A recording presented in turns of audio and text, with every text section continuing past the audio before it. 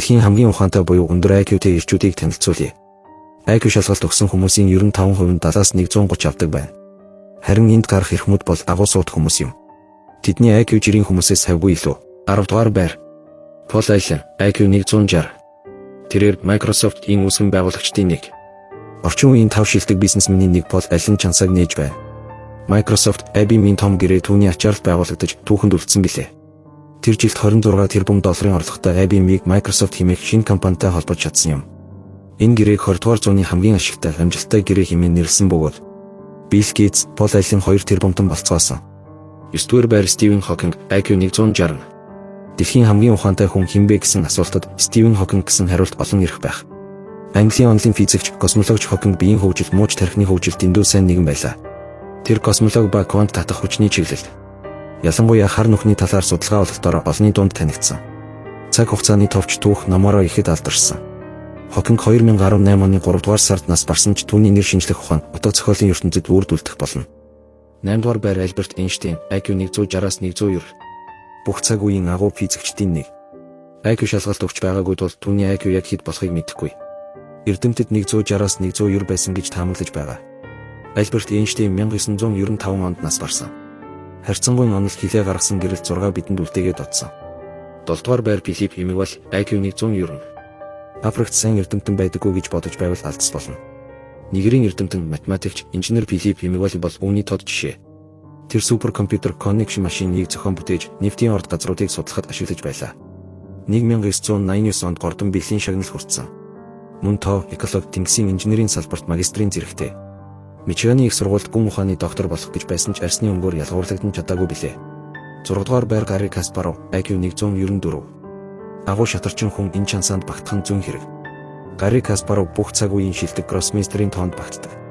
Хэд хэдэн удаа хиймэл оюун ухаан буюу компьютертэй халдсан.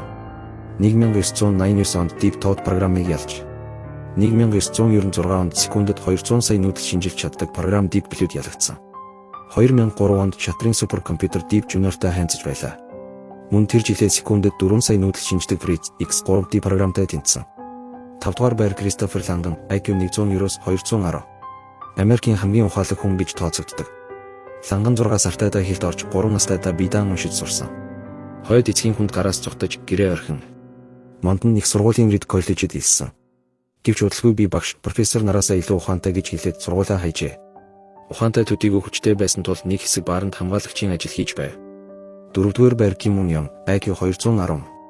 Энэ вундеркинд 6 сартайдаа чөлөөтэй ярддаг болж 3 настайдаа гадаадын 3 хэл сурсан байлаа. 4 настайдаа шүлэг өгүүлэг бичиж, 8 настайдаа Колорадогийн их сургуульд урагдж байв. 16 настайдаа тэр өмнөд Солонгостой харьж одоо Чомбук үндэсний их сургуульд багшилж байна. 3 дугаар байр Кристофер Хирата, IQ 225. Кристофер 12 настайдаа коллеж төгссөн. 13 настайдаа олон улсын шинжлэх ухааны олимпиадад төрүүлсэн хамгийн залуу Америк хүн болжээ. 16 настайдаа л тэр насад харь гаригийн төсөл дээр ажиллаж байлаа. 22 настайдаа доктор болсон. 2 дугаар байр Теренс Тав, IQ 225-аас 300. Одоо байгаа дэлхийн хамгийн ухаантай хүн бол Тав. Тэр 2 настайгаас арифметик судлаж, 9 настайдаа их сургуульд математикийн дамжаанд томчуудтай зэрэгцэн сурч байв. 20 настайдаа математикийн ухааны доктор. 24 настайдаа Лос Анжелесийн хамгийн залуу профессор болсон.